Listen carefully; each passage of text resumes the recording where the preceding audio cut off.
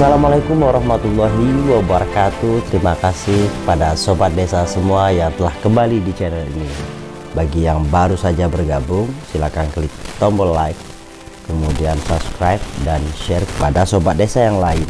Kali ini kita akan berbagi informasi tentang panduan penanganan bencana di desa. Panduan penanganan bencana di desa sesuai keputusan Menteri Desa nomor 71 tahun 2021 benar-benar memberikan dasar legal bagi desa agar mudah memanfaatkan dana desa saat darurat bencana di desa.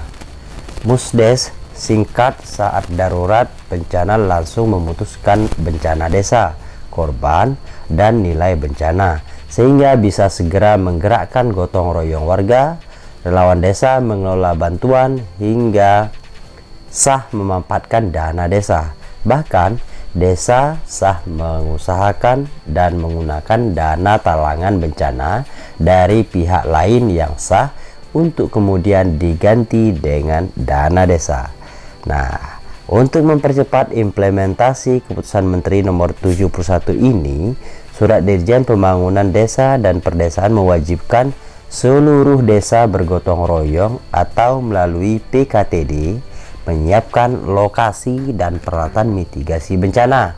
Targetnya pada awal 2022 ini seluruh desa memiliki jalur evakuasi bencana dan calon lokasi pengungsian jika memungkinkan, ditambah penyediaan peralatan bencana. Siklus penanganan bencana di desa. Yang pertama, pencegahan dan mitigasi saat tidak ada bencana. Yang kedua, kesiapsiagaan, itu terdapat potensi bencana. Yang ketiga, tanggap darurat, itu saat terjadi bencana. Yang keempat, itu rekonstruksi atau rehabilitasi dan rekonstruksi, itu ketika setelah terjadi bencana. Nah, contoh kegiatan penanganan bencana di desa. Nah, saat tidak ada bencana, itu kita melakukan pencegahan dan mitigasi, seperti penyediaan papan informasi, himbauan buang sampah pada tempatnya, dan 3R.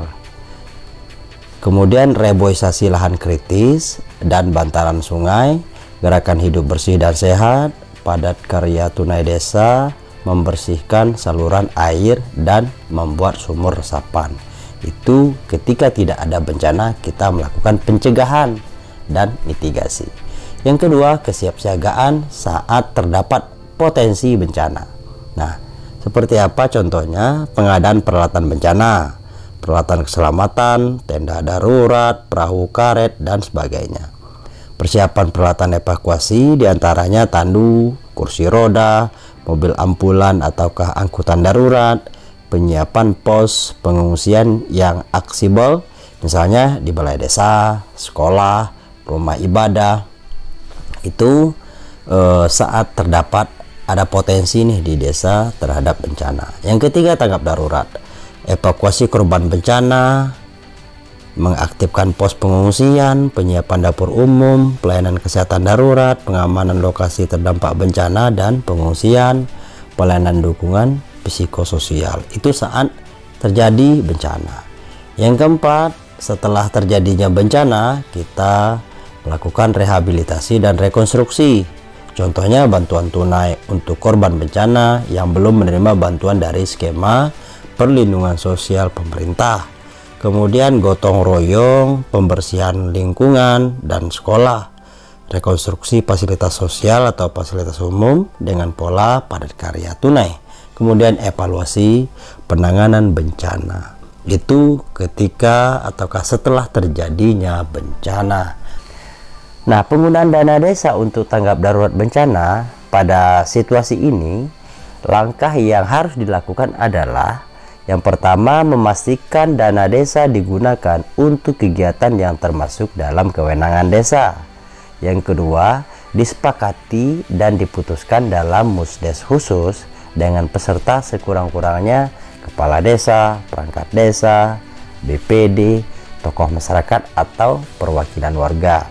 Nah, proses dan hasil musyawarah desa khusus ini ya didokumentasikan dan dicatat serta ditandatangani oleh seluruh peserta. Keempat, dalam hal dana desa tidak mencukupi atau tidak dapat diakses dengan segera, nah musyawarah desa khusus harus memutuskan sumber dana talangan.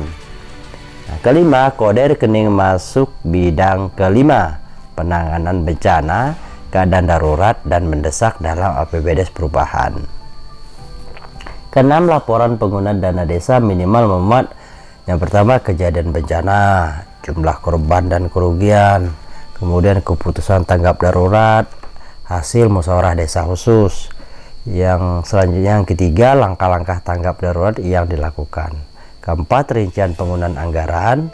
Kemudian yang kelima, musdes khusus yang memuat keputusan tanggap darurat dan ditandatangani oleh peserta. Kemudian dokumentasi penggunaan dana desa. Itu berdasarkan Kepmendes nomor 71 tahun 2021 tentang panduan penanganan bencana di desa.